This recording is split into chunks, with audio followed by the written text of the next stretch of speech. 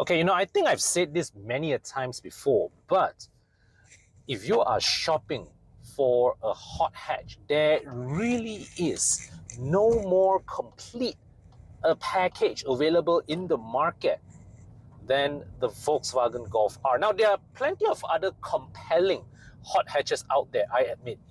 A45, Civic Type R, GR Corolla, Megane RS, right? All those things.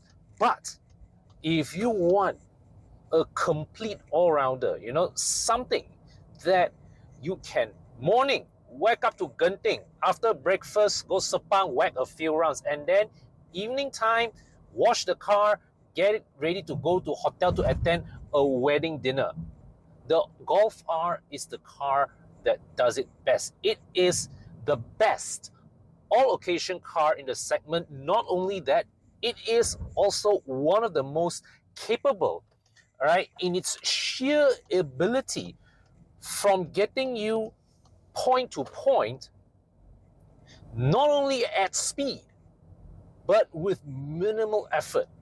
You see, the thing is that, right, cars like the Megane RS, the Civic Type R, the A45, I'll tell you straight up, they are, all of them have much higher excitement levels than the Golf R. But if you are looking for something that will do all that, and something that can enjoy greater longevity on your porch, meaning something that you won't get tired driving so quickly, you can't beat the Golf R. The Golf R has just got it right. Now, one of my biggest problems with the Golf R, however, is that the whole idea of the Golf R somehow kind of renders the Golf GTI irrelevant. In fact, especially during the time of the Mark 7, I've often looked at the Golf GTI, and the Golf GTI in isolation is a great product. But when you look at the Golf R, and you kind of get that feeling that when you look back at the GTI, it's like the GTI is the car you buy when you can't afford the Golf R, right? This was not the case when it started. See, because initially during the days of the Golf Mark 4 and the Golf Mark 5, they had what they call the Golf R32, which is a V6 model, high-powered V6 model that sits on top of the four-cylinder turbocharged GTI. But then, beginning with the Mark 6 generation, the Golf R essentially became something of an all-wheel drive reiteration, reinterpretation of the GTI formula, but with just different aesthetics. All right. So the thing is, especially with the Golf Mark 6 and Mark 7, you get that feeling that, whenever you look at the GTI, it's like, is it you cannot afford the Golf R, that's why you buy the GTI? The GTI lost its relevance. But today, here in the Golf 8, I think Volkswagen has learned its lesson. Because when I drove the Golf GTI during the media launch in Sepang, I realized that Volkswagen has built in a higher level of fun factor and playfulness to the Mark 8 GTI chassis that was not present in the Mark 7. I felt that there was an increased tendency for the rear to play around a bit, and that sort of gives the GTI that reason to exist alongside this Golf R. And the other factor is that compare this with the 7.5, I don't feel that Volkswagen has advanced the game enough versus the 7.5.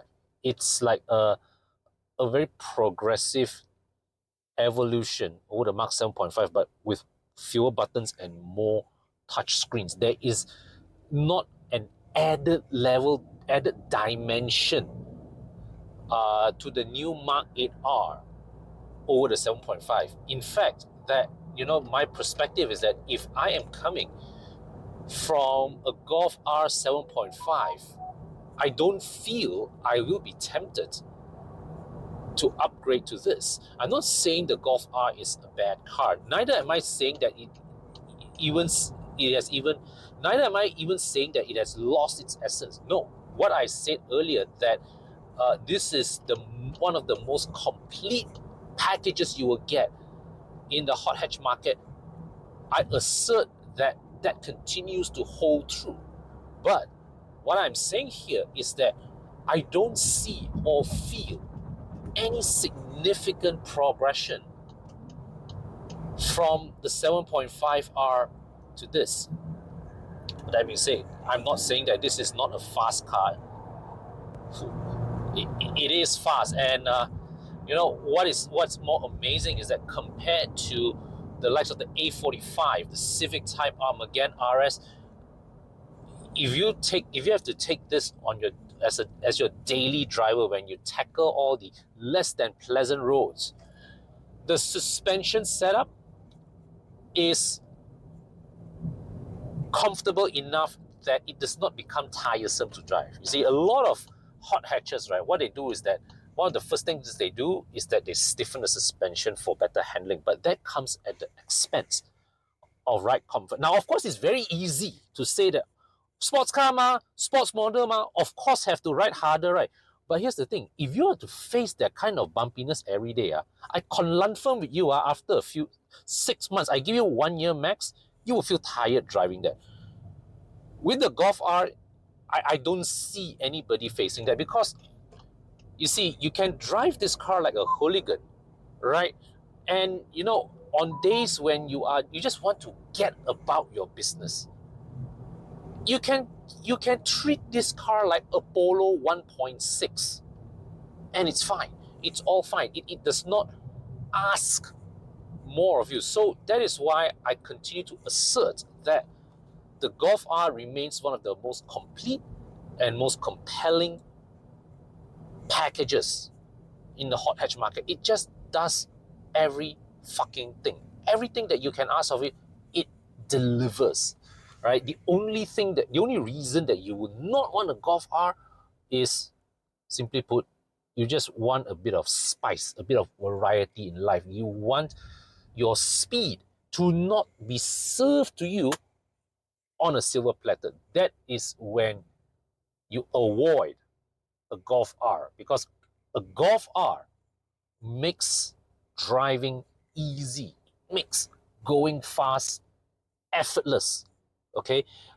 And the fact that it has all-wheel drive, now I'm not encouraging you all to drive like idiots, but because the car has all-wheel drive, all this power, you just have that added assurance when you want to deploy this power in any situation, all right? Even in, if you're driving, let's say like in heavy rain, for example. And I remember my first experience with the Golf 6 Mark R was in winter, in the German winter, right? We drove it back to back against the Scirocco R. Now, the Scirocco R front wheel drive with the same engine, right, was all over the place in the slippery, winter track. But the Golf 6R, my God, that thing just gripped around corners, like a lizard, like, Audi Quattro kind.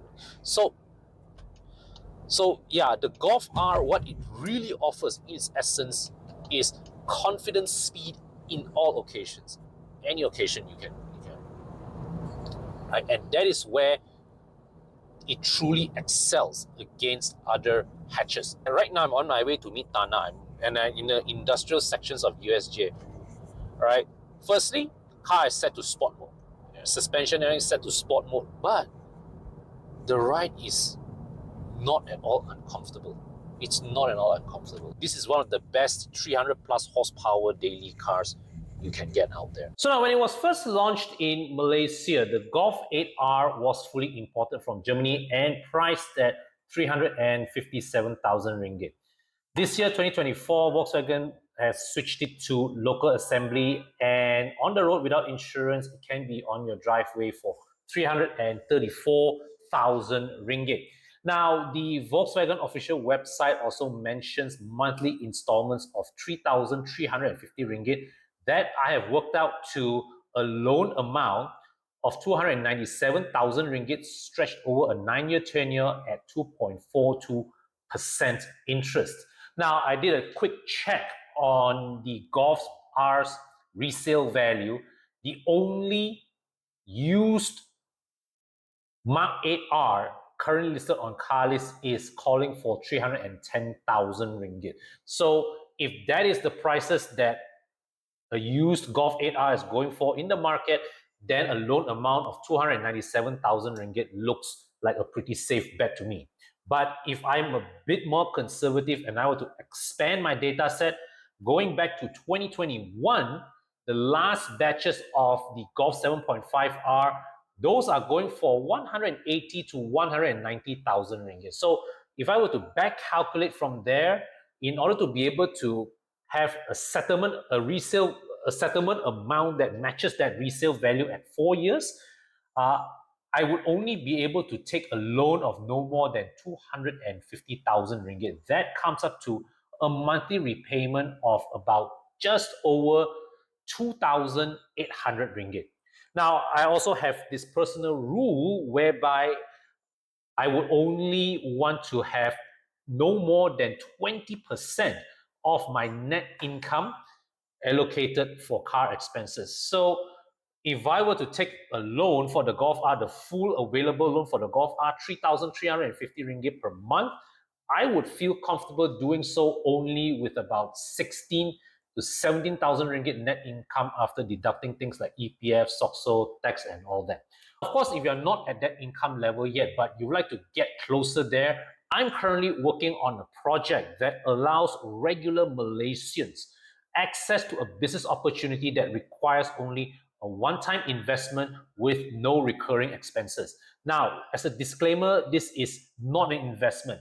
This is not a get-rich-quick scheme. I am actually looking for 3 business partners to build a team with by the end of this month. So if you're ready to do a bit of work, build something on top of your current job or business, an additional stream of income, I invite you to fill in the form in the description section and I will be in touch.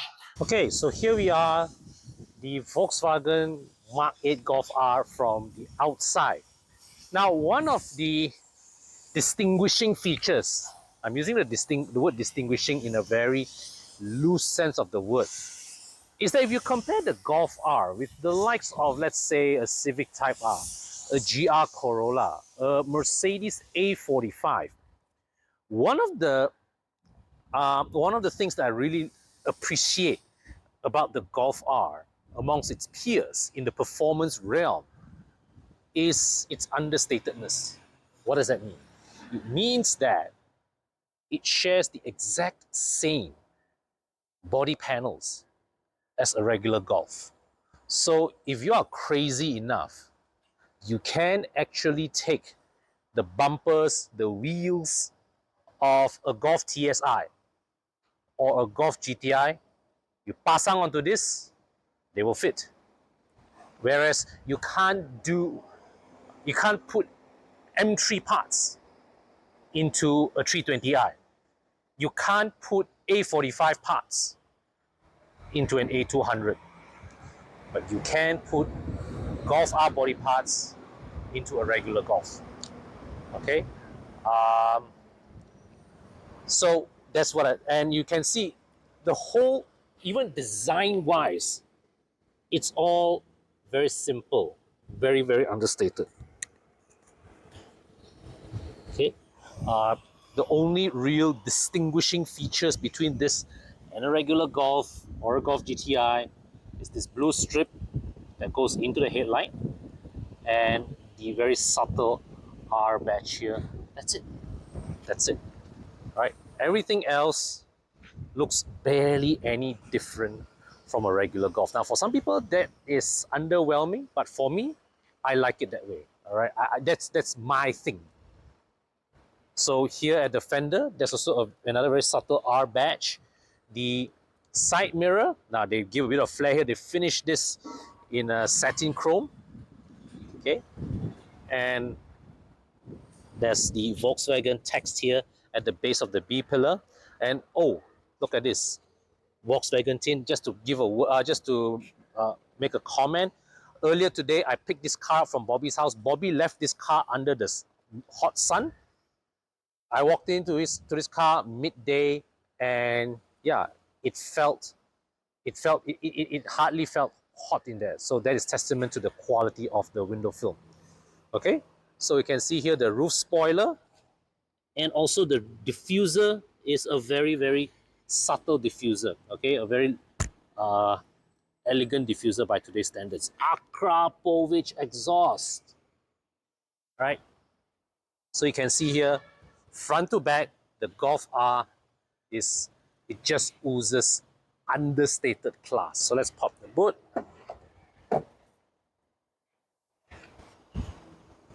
Now it's actually a pretty decently sized boot, all right? Can put a couple of suitcases in there. Underneath here, another hidden compartment.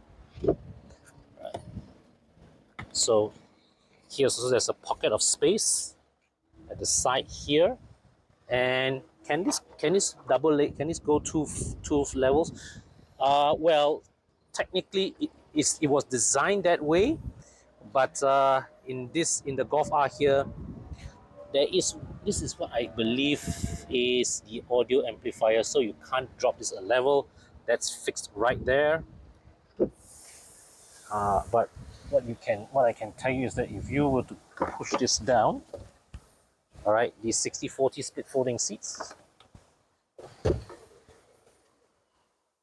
it's a nice seamless connection. Okay, what this means is if you have to load long objects, it's not perfectly flat, but it is seamless. There's a very the gap here is very small. Okay, and I appreciate the fact that here on this side panel here, there's this little groove here that ensures the seat belt, it does not interfere with the movement of the seat back when it's folded. Down here you can see the isofix mounts. So this cover is hinged, armrests with molded cup holders, and of course this is the through load. This is what the Europeans call the ski hole. Right, and you can see here the leather seats. There's this sort of like, you know, carbon fiber looking inserts here on the seat with the blue accents and blue contrast here. Right, rear aircon vents with rear temperature control, two USB-C ports there, and you even have isofix mounts for the front passenger seat. Now I'm 170 centimeters tall, so above me I've got a fist of headroom above me. Lean angle is good, and well, the seats provide great thigh support, and front leg the leg room is adequate rather than great. So, well, the Golf isn't it's not like a super spacious car, but for its segment, I think it's pretty all right. Now, this is, I would say, the most controversial point of the Golf 8. So, you see, the Golf 8 is basically an evolution of the hugely successful MQB platform that underpinned the Golf 7. But in keeping with the times, Volkswagen decided to remove a whole chunk of the buttons and chose to rely on a screen-fest interface. And I would say the results are decidedly mixed, because I think the consensus in the industry is that the Mark 7.5's cabin really is superior in many sense of the word, even though it is a technologically inferior cabin. Okay, now build quality, I don't really have much complaints, but look at this.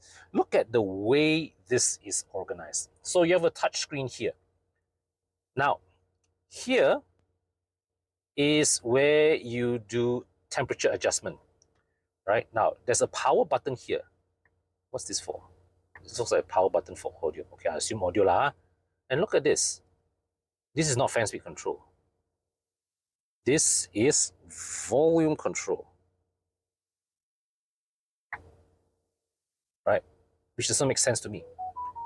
Here is temperature control for the driver's side.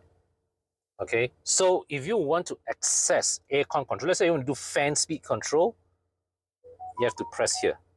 Press climate, and here's how you adjust the fan speed. So there is no traditional button here aside from this. A new start button, the park button,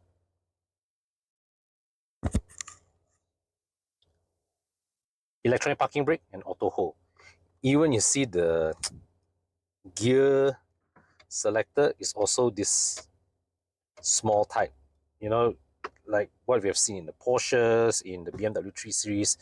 I'm not really a fan of this. Okay, so here there's a lid cover. Underneath here is supposed to be a wireless charging tray where you can drop your phone here. All right, USB-C ports. Now look at this. This, you press this button to open up a cup holder. You close it back. 12-volt socket, and also a storage compartment here. Now, if you remember in the Mark 7, there's a slidable lid here, which they've removed for this. So they have done some, I would call it, some very clever cost optimizing of the cabin. So no, but see, all these are not buttons. This is also not buttons. Okay, the steering mounted control. You've got the ADAS control system here. You've got this R button here. Okay, and you've got the you've got heated steering here as well. Okay, steering wheel heating is on. All right. So not sure why we need that.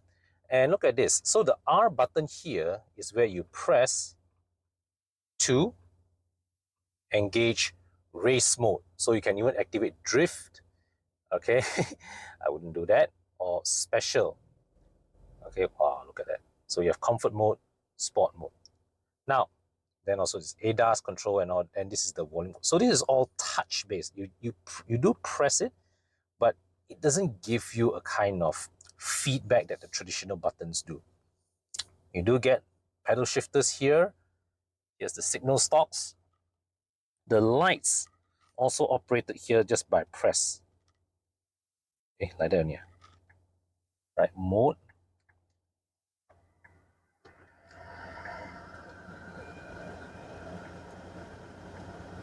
Yeah, so you can see, right, even I myself, honestly, I'm struggling to work all this out, because this all don't seem to make sense to me as I'm figuring out because you see, what you have here is, this is the windscreen blower. This is the rear demister control. Then these are the headlights, rear fog lights. Right, auto, small light, all lights off. Right, auto. Okay, so see, the thing is that, right, compared to the Mark 7, the Mark 8's cabin, yes, it looks fanciful, but it's decidedly a lot less intuitive. Now, you can also use this button to toggle between various display modes. So press view to change the modes, various display modes of the instrument cluster.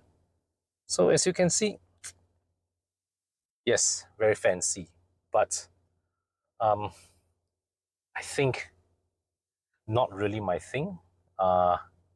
Was the Mark 7 cabin was a much more appealing place to be in. This one, yes, I can see that they tried to make it more advanced, more modern, more minimalistic. But yeah, I think Volkswagen really needs to put some buttons back into this cabin. So here you have it. This is the Volkswagen Golf R Mark 8. So my final verdict, I think this is still the most complete, the most competent hot hatch package in the market. If you're looking for a car that will go fast, go anywhere, and you can bring this to any occasion, you can't go wrong with the Golf R. My only qualms with this car is that as an evolution, I don't think it has advanced the game that significantly over the Mark 7.5. In fact, I think in many aspects, the Mark 7.5 Golf R to me is still the more compelling package. And in fact, with the Golf 8, the GTI now it's been the one that has improved to the point where you feel like, hey, you don't actually need the Golf R, right? The GTI would suffice. Whereas with the Mark 7.5, the recommendation would be, if you can afford it, go all out for the Golf R. With the Mark 8, the Golf R is still good, but in my opinion, the GTI is more than good enough.